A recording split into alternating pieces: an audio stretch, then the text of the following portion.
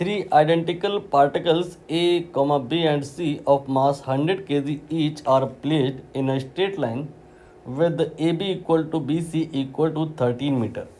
The gravitational force on a fourth particle P of the same mass is F when placed at distance 13 meter from the particle B on the perpendicular bisector of the line AC.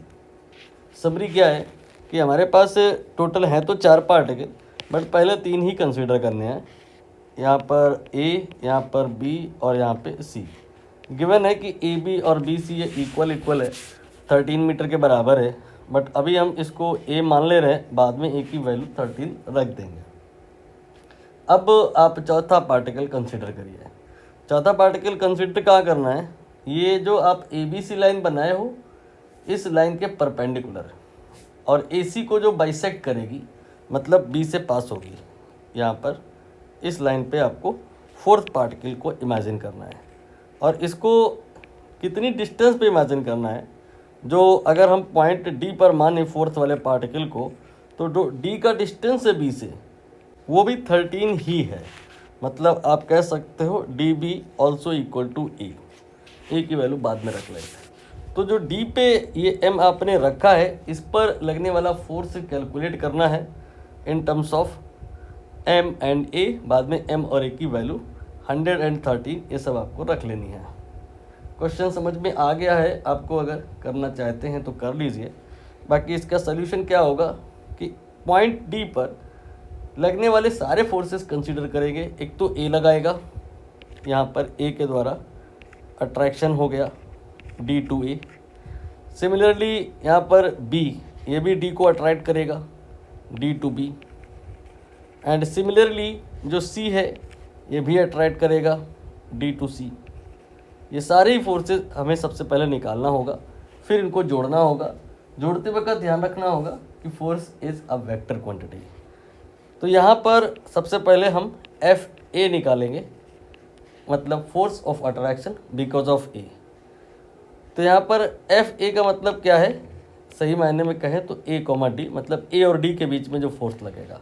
कोई दो लोगों के बीच में जो force होता है, इसका formula होता है G(M1M2) divide by R square. M1 M2 ये सब तो बराबर है, तो ये हो जाएगा Gm square divided by A√2 का होल स्क्वायर। ये A√2 कहाँ से आया? एक्चुअली आपको यहाँ पर एक राइट एंगल ट्रायंगल इमेजिन करना होगा। कौन सा राइट एंगल ट्रायंगल? ये वाला। इसमें परपेंडिकुलर और बेस दोनों ही A के बराबर है, तो यहाँ पर जो हाइपोटेन्यूज आएगा वो A√2 के बराबर आएगा। तो यहाँ से A√2 आया और हमने रख दिया, तो ये आ गया Gm square divide by A square and एक additional factor that is 1/2। For simplicity purpose what we can do, we can assume Gm square by A square equal to F। तो F/2 यहाँ पर ये फोर्स है because of A। Now calculate force on D because of C। इसके लिए D और C को join कर दीजिए। ये वाला फोर्स जब आप निकालोगे, कोशिश करोगे, तो समझ में आएगा कि कुछ नया नहीं है, ये तो उतना ही आएगा जितना कि A के द्वारा आया था। तो FA और FC both will be equal to F/2। Now जो B रह गया है, इसको भी आप कंसिडर कर लो। फोर्स बिकॉज ऑफ B, सही मायने में कहें तो ये हो गया B, D। B और D के बीच में जो लगने वाला फोर्स होगा that is Gm square divided by force distance in between. ये आपका A के बराबर है, तो यहाँ A स्क्वायर आ जाएगा।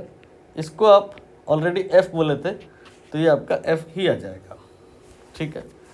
Now we have to calculate net value of these 3 forces.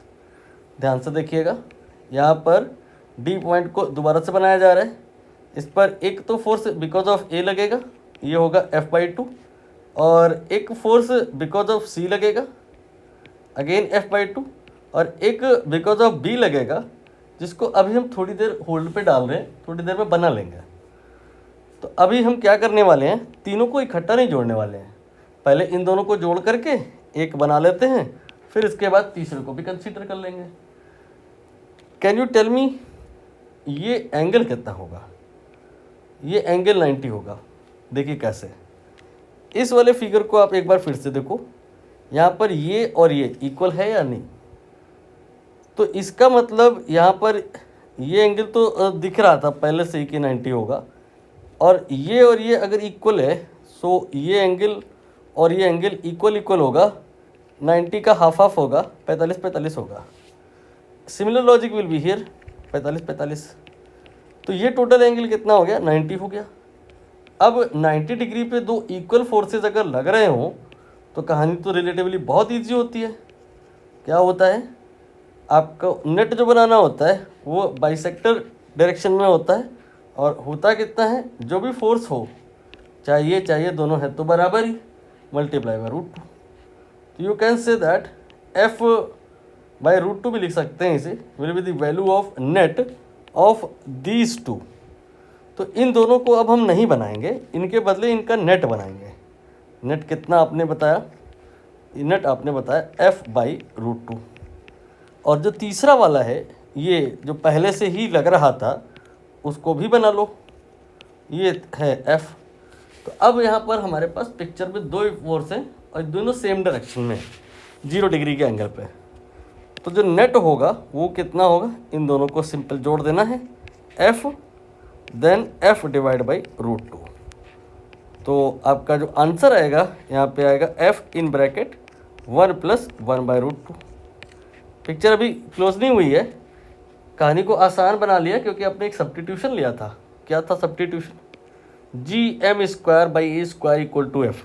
इसको आप बैक सब्स्टिट्यूट करिए, gm² / a² then in bracket 1 + 1 by √2।